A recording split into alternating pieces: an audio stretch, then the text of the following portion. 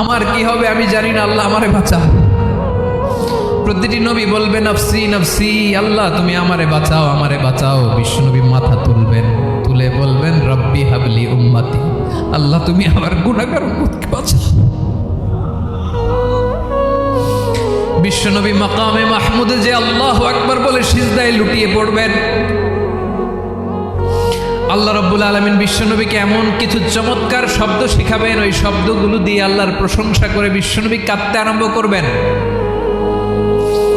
বিশ্বনবী এমন ভাবে অজর দ্বারায় সিজদায় লুটিয়ে পড়ে কাঁদবেন, রব্বুল আলামিনের রহমতের দরিয়ায় জোশ লেগে যাবে। রব্বুল আলামিন এই দৃশ্য দেখে সহ্য করতে পারবেন না। রব্বুল আলামিন বলবেন ইয়া মুহাম্মদ ইরফা রাসাক, ও নবী আপনি মাথা তোলেন, মাথা তোলেন, আপনার কান্না আমি সহ্য করতে পারি না। নবী আপনি মাথা তোলেন, সাল তুতা, আজকে আপনি যা চাবেন তাই দেব।